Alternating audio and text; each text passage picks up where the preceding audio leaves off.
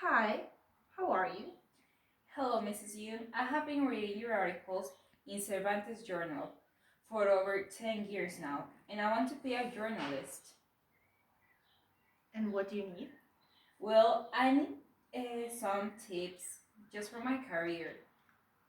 Great, I'll give you some tips, some advice. The first thing that you must know when it comes to writing, and especially if you're writing news, is that you should know the relevance. And what I mean by relevance is analyzing where are you going to submit the story. It's not the same having a story, for instance, in Cervantes Journal, that is generally directed towards some psychology, linguistic studies, and phonetical studies. That if you're writing for Vogue magazine, you should analyze the relevance of the story and the public you're directing the story towards too. You should also remember that it is important to use emotive language when it comes to writing, because even when you're writing it, someone else is going to read it and someone else is going to read it out loud. So it is important to use this type of language. It is emotive language, because even though it is written, you should also remember that someone else is going to read it and maybe this person is going to read it out loud.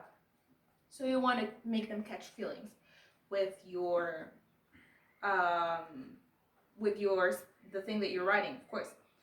And also, the use of euphemisms is really important to the articles, or maybe you're writing a speech, I don't know, something that you're going to make for the public. Why? Because sometimes there are news, and global news in this case mostly actually, that require the use of stronger words like war. And you don't want to say that word. You should look for other things like um, conflict. That could be a great use of euphemisms. And also, sometimes you need to chill down. You need to make sure that your news is out there, but it's not that formal, that outrageous. So I recommend to use Vogue language. Oh, okay. So you told something very important, that is uh, to change the word war into conflict. This is basically to be like a little bit sensitive with the public and with the audience. Yes, that's why we use euphemisms. Okay. How do I know if something is worth it? Worth it? Yes. Sorry, a mistake. Yeah, it's okay. As I mentioned before, you should analyze the public. And sometimes there are some general news that could be appealing for most people, for general public. For instance, right now we're talking about the COVID and the social distancing. This type of news is really important, not only for someone that is into science, probably physicians or nurses, but everyone needs to be informed. Everyone needs to know the scientific research, the advance, the medical information that we're having towards this situation. And when we are given the news, we know that this is something that needs to be known, that is appealing for everyone, no matter the age, no matter the gender, regardless of all the things. That's something that they must know. But also there are some other like news out there in the world that are not necessarily appealing for everyone. So that's what you need to analyze, and that's where you know why the news that you want to show the world is newsworthy. So what about if I uh, if I I'm thinking in writing a scientific article, but to like the for all people. Should I use like technical words? Should I use like neutral words? Uh, what should I do?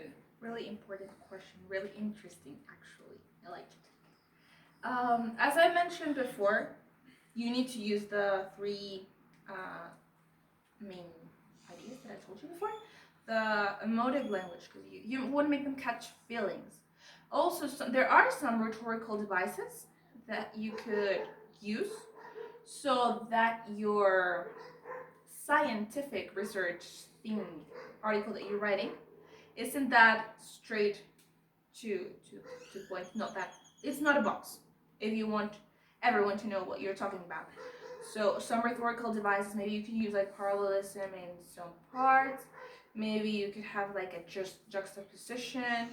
One of my favorite rhetorical devices is the variation in the sentence length.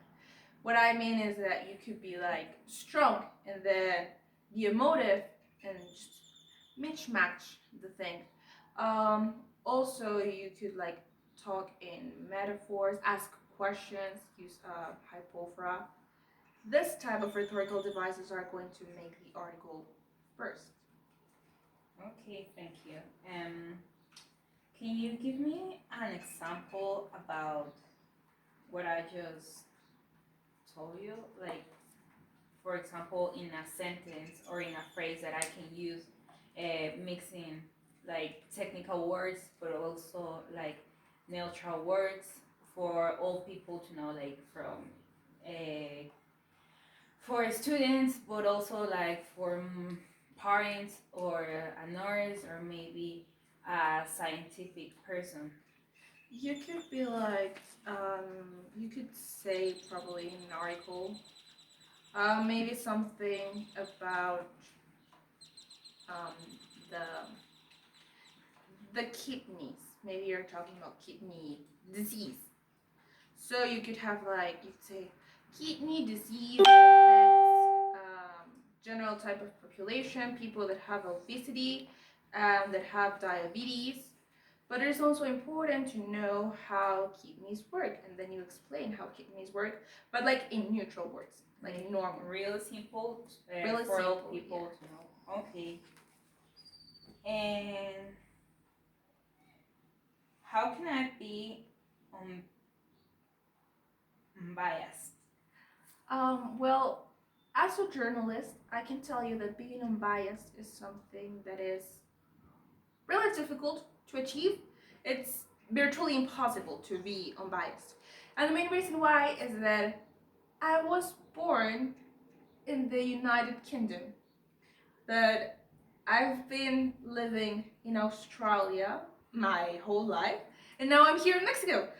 So the cultural aspects of me being born in one country, then moving countries, and then being here affect how I see things and affect how I have like a preference towards something, and I'm more drawn towards another thing. For instance, like I'm a vegetarian, which means that I will be keen on vegetables. So I will be biased if I'm writing about vegetarianism, and I'm going to be unbiased if I'm talking about killing animals for food. So it's virtually difficult to be unbiased. However, as a journalist, you must remember that you need to be objective with what you're talking. Because if you give the people the general idea that you prefer something, they're most likely to prefer it because you are telling them, like subconsciously you're telling them that this thing is better than the other thing. Maybe you're writing about a political argument and you say that you prefer uh, Barack Obama indirectly and that you dislike Donald Trump. So that the way that you write it, being biased towards Barack Obama, is going to affect how people see Barack Obama.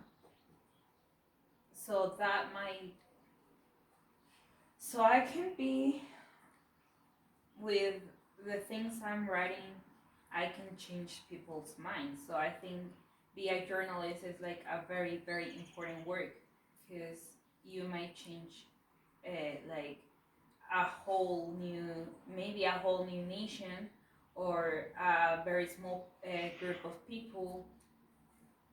And yeah, so I think your work is really important for the society. Thank you.